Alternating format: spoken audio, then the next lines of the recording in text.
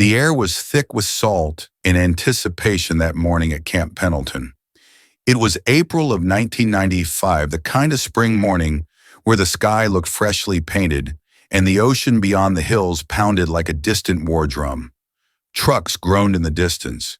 Boots hit dirt in a steady cadence. And then without warning, a single gunshot split the morning like a knife. Not the wild burst of a nervous recruit or the clumsy clatter of a jammed weapon. No, this was a clean shot, controlled, precise, a thunderclap wrapped in steel. Heads turned. Conversation stopped mid-sentence. Near the edge of the training grounds, a small crowd of Marines stood frozen, staring at the figure who had fired. A young woman, a lone rifle, still raised stance perfect. Her dark brown bun tucked under a cap that didn't quite sit right.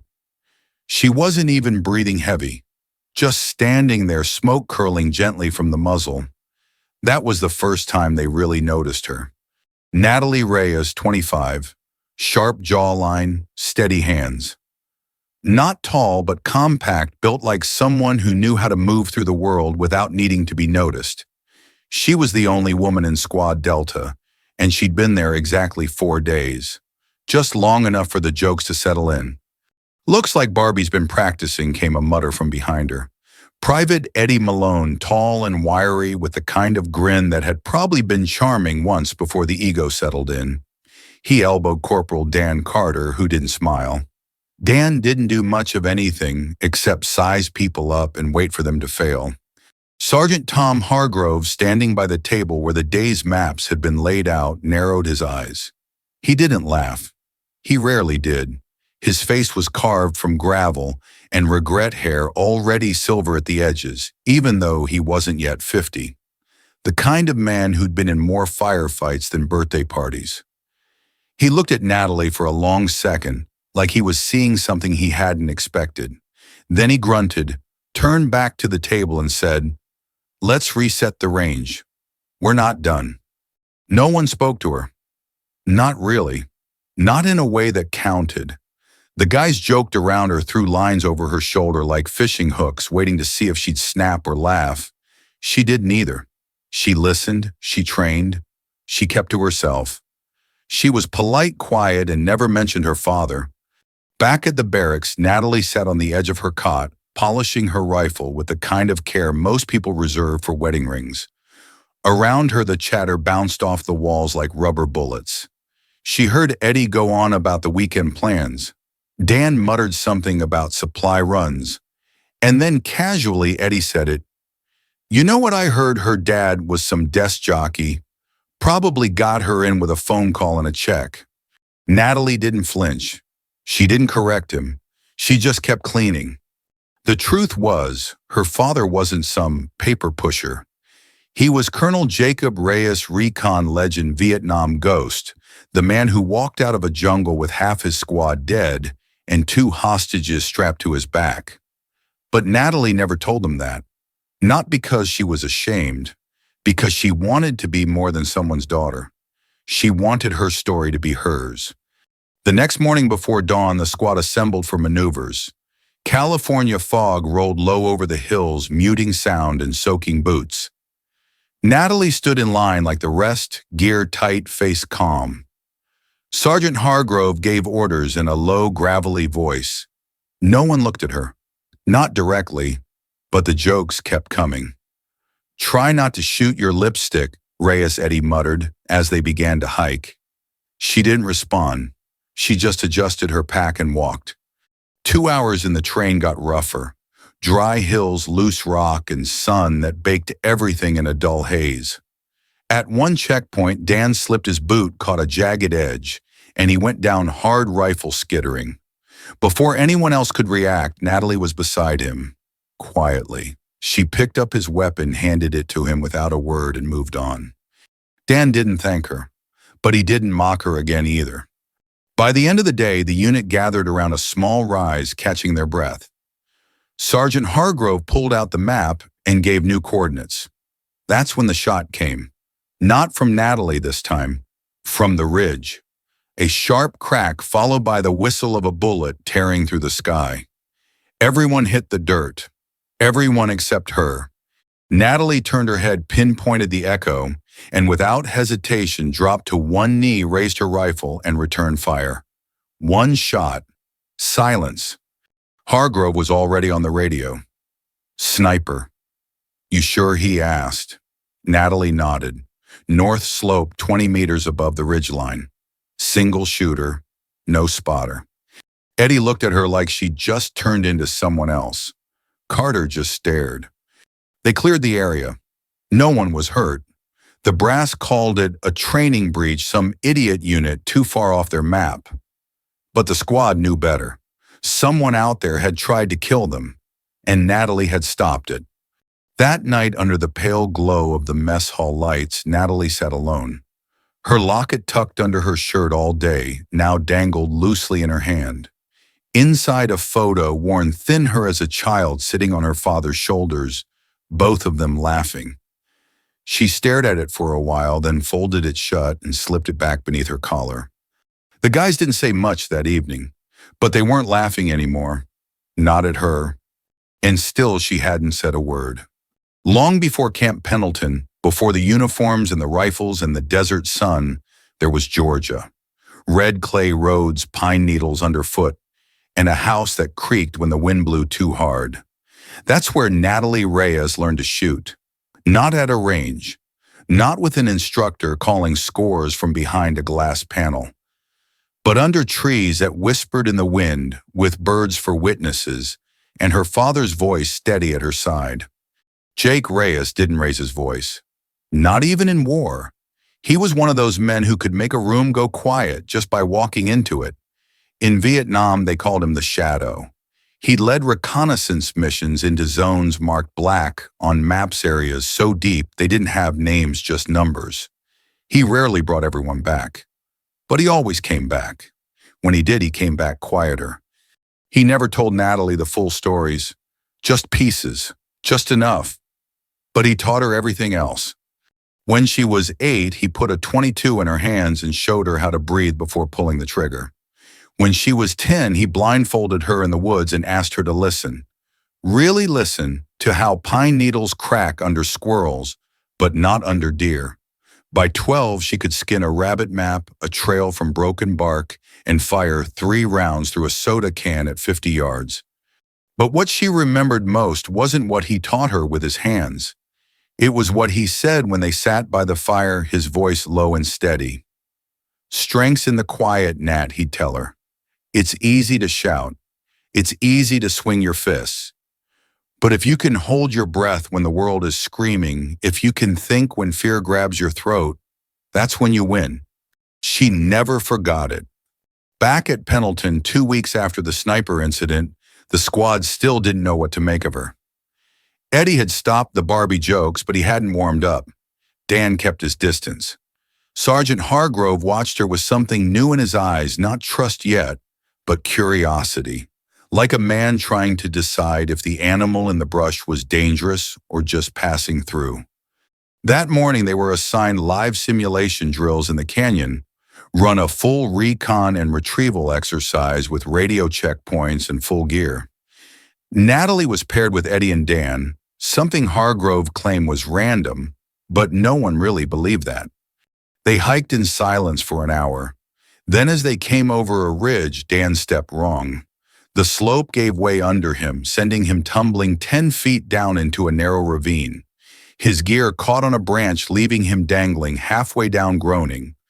Eddie panicked. "Crap, Dan." "Hold on," he shouted, scrambling toward the edge.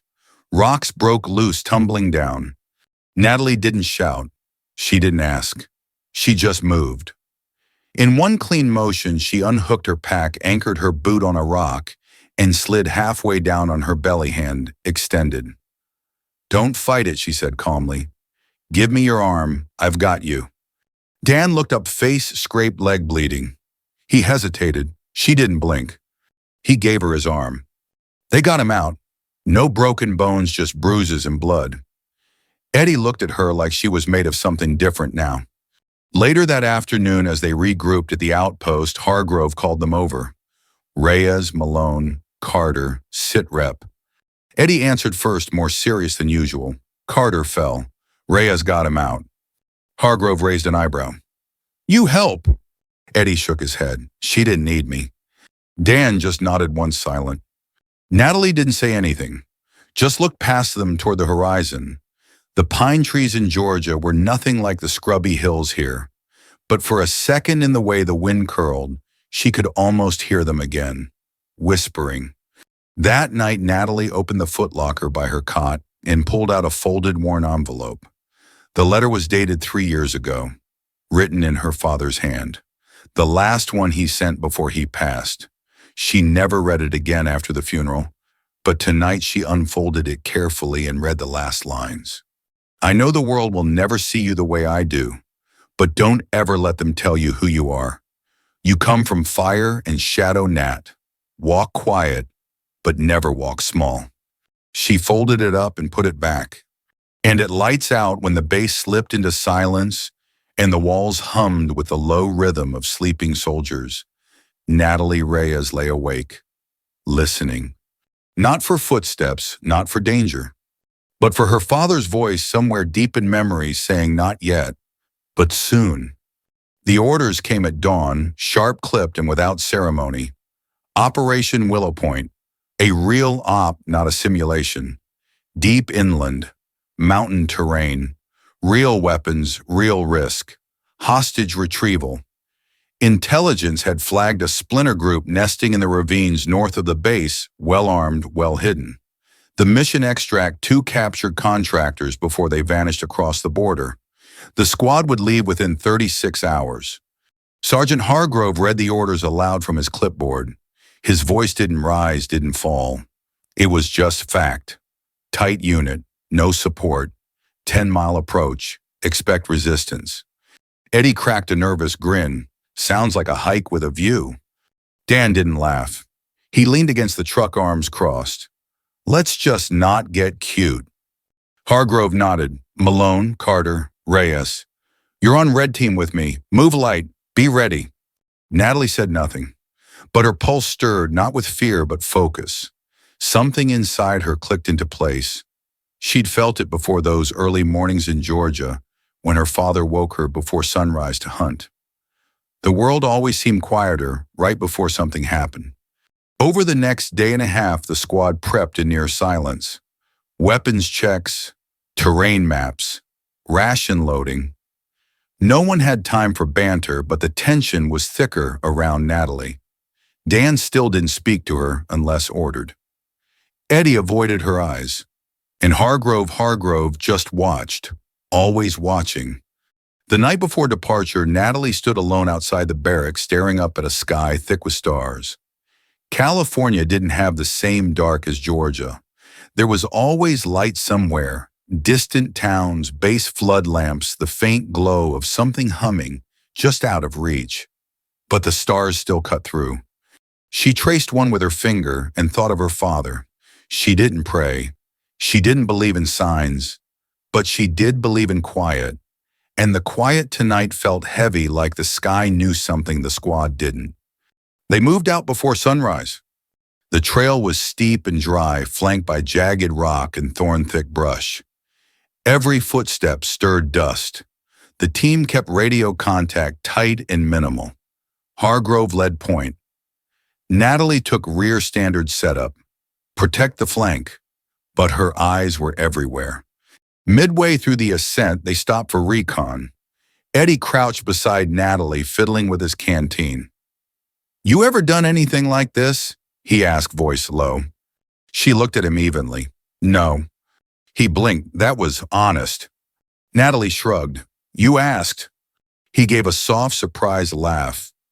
Well, if bullets start flying, I'm hiding behind you, Barbie. She didn't smile, but something in her eyes flickered. Not amusement, not annoyance, just something alive. They moved again. Near the 4th checkpoint, something went wrong. A rustle that didn't match the wind. A flicker of movement too sharp to be natural.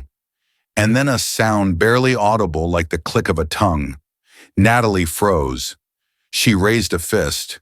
The unit stopped instantly, but the pause came half a second too late.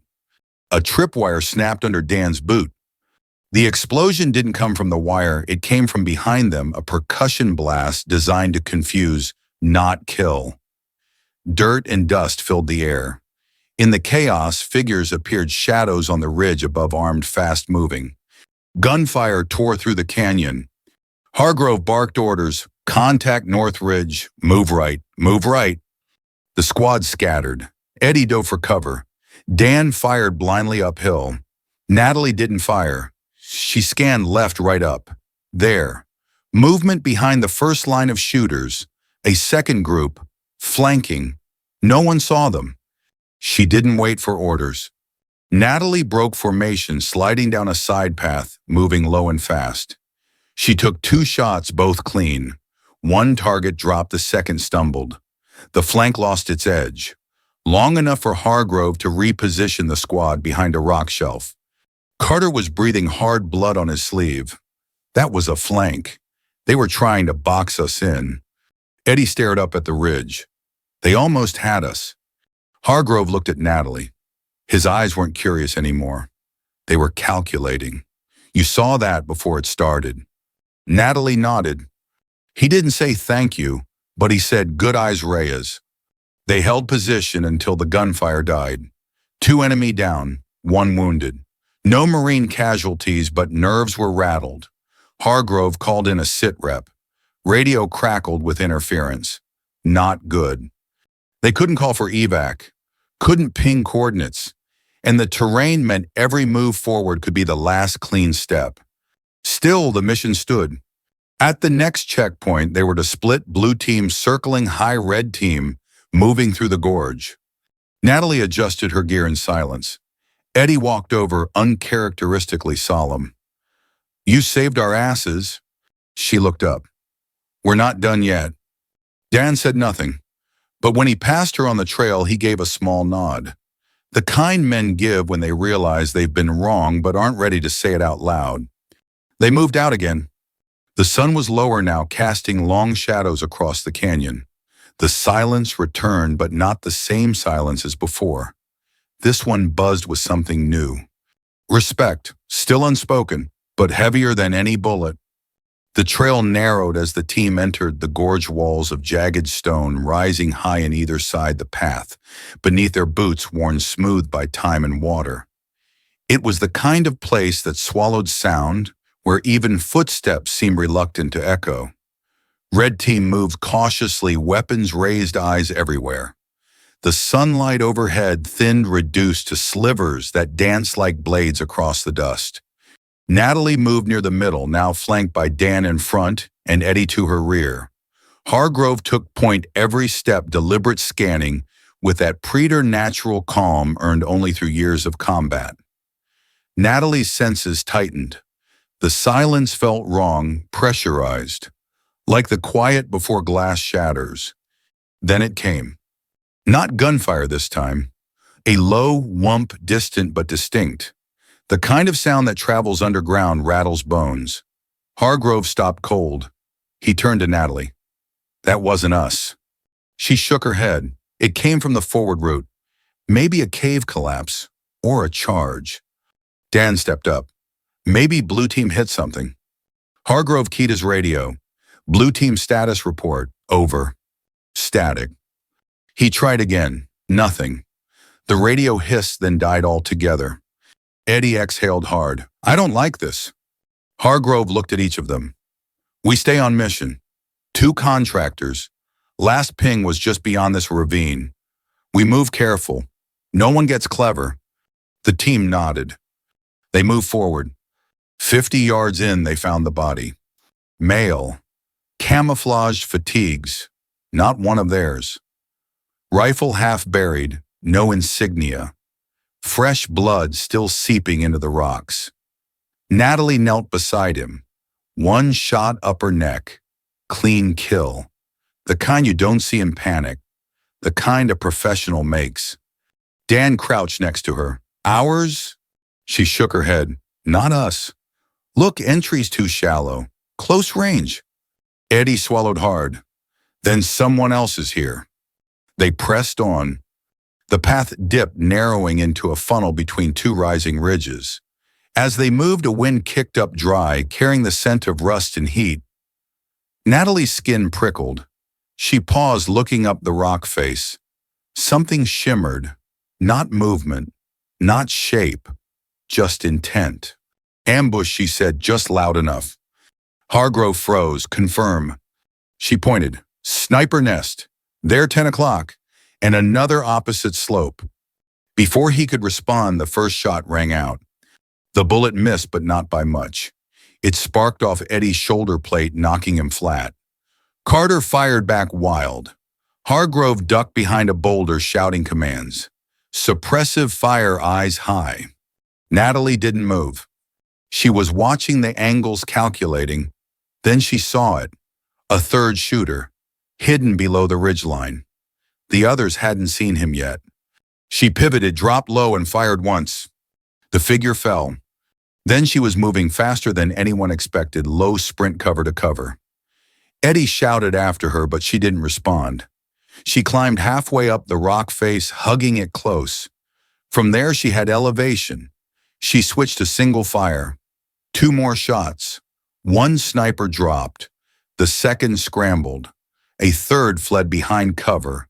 But the field had changed. The advantage was now theirs. Back below, Dan helped Eddie upright, both still shaken. She's insane, Eddie muttered. She's going to get herself killed. Dan watched her move, efficient, focused, calm. No, he said quietly. She knows exactly what she's doing. Minutes passed. The firefight ebbed. When the last enemy figure disappeared over the slope, Hargrove called them in. Natalie returned last, her rifle lowered but ready, face streaked with dust. No one spoke. Not for a few seconds. Then Hargrove said, "That wasn't luck." She looked at him, eyes steady. "No, sir, it wasn't." He nodded once, nothing more. They moved forward again, the sun now dipping fully below the ridgeline, casting the canyon in cold shadow.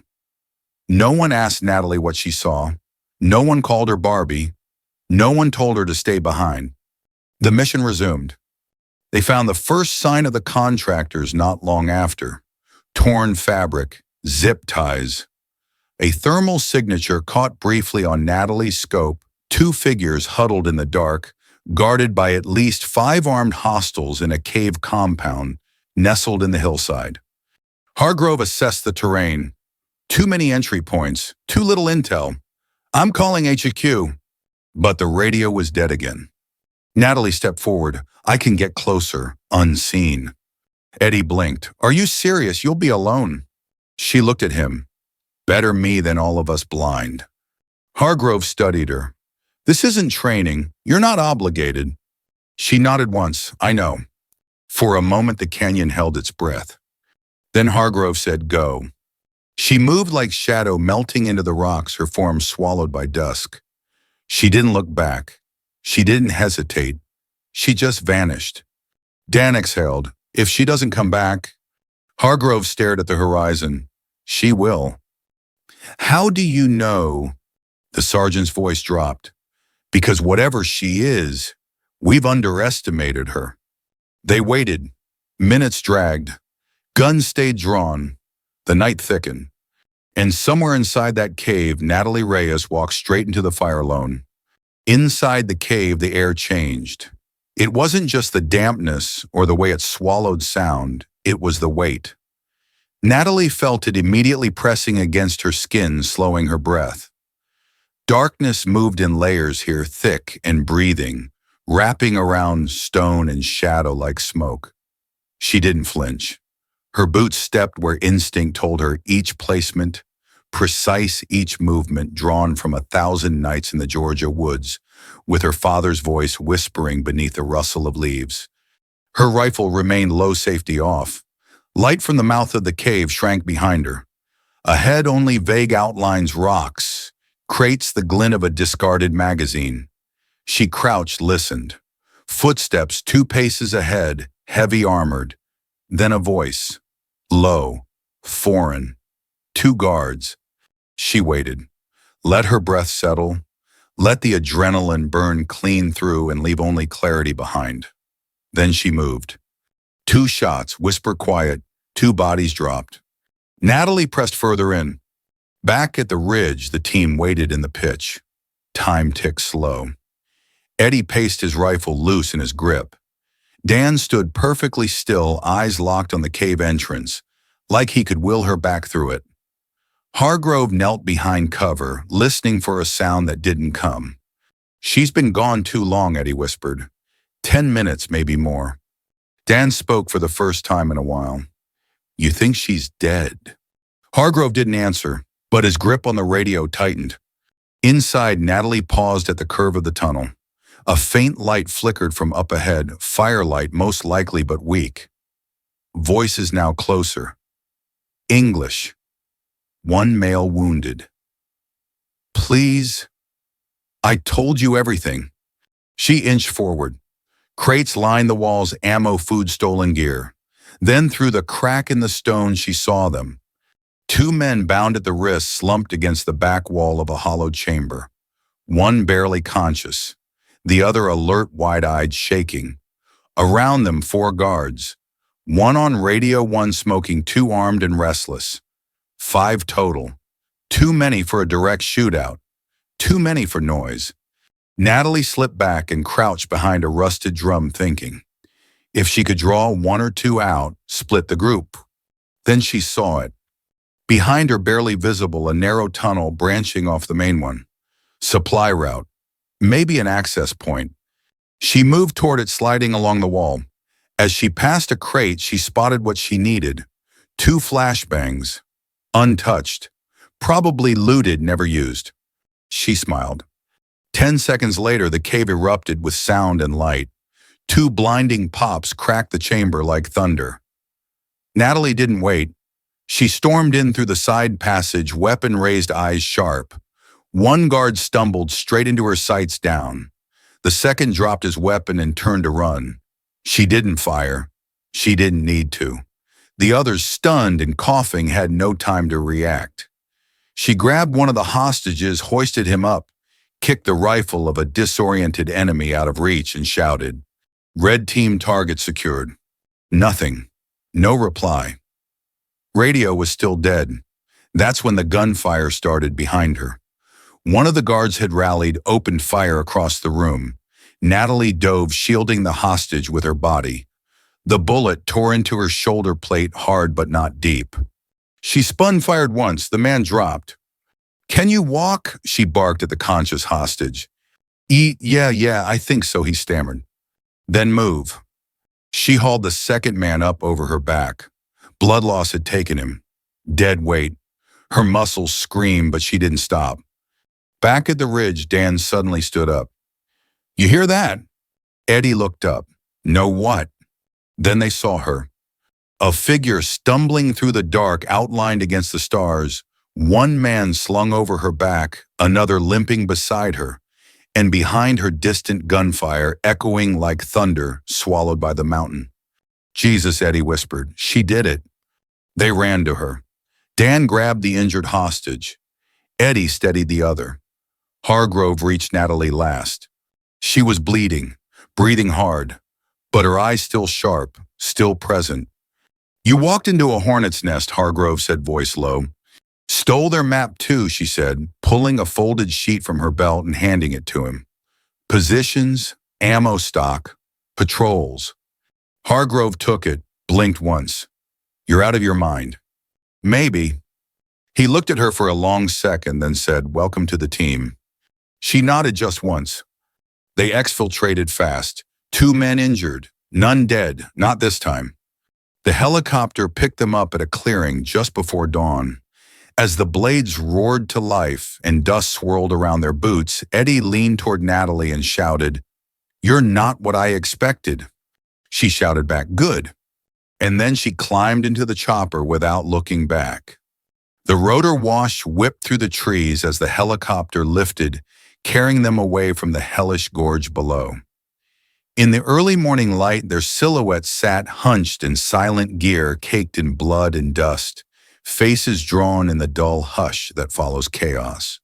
The 2 rescued contractors, slumped in their harnesses, offered faint nods of thanks. Eddie sat beside them, his eyes flicking between them and Natalie, like he was still trying to wrap his head around what she'd done. Natalie didn't speak. She kept her hands folded across her chest, one shoulder bandaged the other, still slick with dried blood. Her head rested against the vibrating metal hull, her eyes closed, not asleep, not even resting. Just listening to the wind against the fuselage and the steady hum of adrenaline retreating from her veins. When they landed, base protocol kicked in, medics rushed the hostages away, gear was stripped and logged, and debriefs began before anyone had even had a chance to shower. But something was different now. The squad didn't scatter. They stood near each other. Quiet, yes, but not cold, not anymore. There was a center to them now, an axis around which the noise had settled. That center was Natalie. In the debriefing room under fluorescent lights that buzzed like flies in a jar, Major Ellis leaned back in his chair, studying the after-action reports. Hargrove sat across from him, bruised but upright. Natalie sat beside him, her posture straight, her gaze steady. "You went against protocol," Ellis said, flipping through the pages. "No recon drone, no evac coordination. You sent Reyes in alone." "I gave the order," Hargrove replied. "And if she had died?" "She didn't." Ellis tapped the report. "And she secured the intel, recovered both targets." Hargrove nodded and stopped a second flank before it started. Ellis looked at Natalie now. For a second, something flickered in his expression, not doubt. Something closer to recognition. Then he asked, "Where'd you learn to move like that?" Natalie paused, then said simply, "My father." Ellis raised an eyebrow. "Jake Reyes?" She nodded once. Ellis exhaled. "Well, hell." Outside the building, the squad waited. Eddie sat on the steps, chewing a protein bar like it might bite him back. Dan leaned against the wall, arms crossed, watching the door. When Natalie stepped out, they straightened, not at attention, not formally, but in that subtle way men shift when they've decided someone deserves space and respect. Eddie stood. Just so we're clear, I would absolutely follow you into a burning building now." Natalie gave him a sideways glance. "I already did." He grinned. "Yeah, but now I'd bring extra ammo." Dan walked over slowly. For a moment he said nothing. Then in a voice quieter than the wind he asked, "Why didn't you tell us?" "Tell you what she said, though she knew what he meant. Who your father was, what you could do."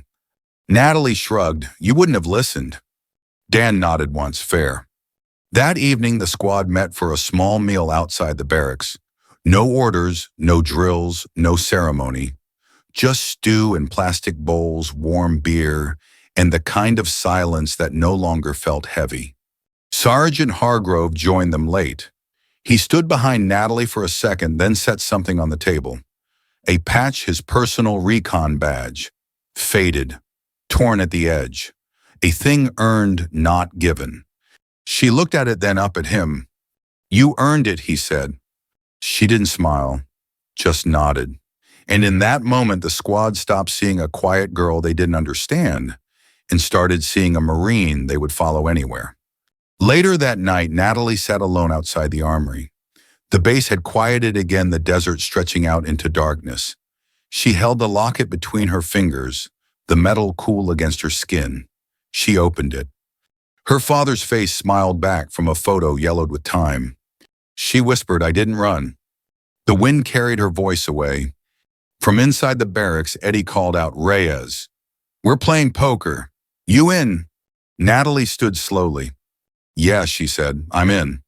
The base returned to its rhythms, trucks grumbling before dawn, boots hitting gravel and cadence, the distant thud of drills echoing over the hills. But something had shifted. Not in the schedules or the routines, but in the air.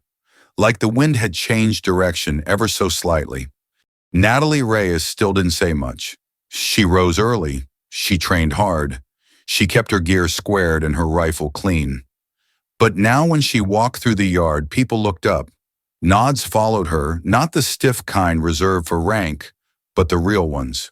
The ones born of respect forged in fire.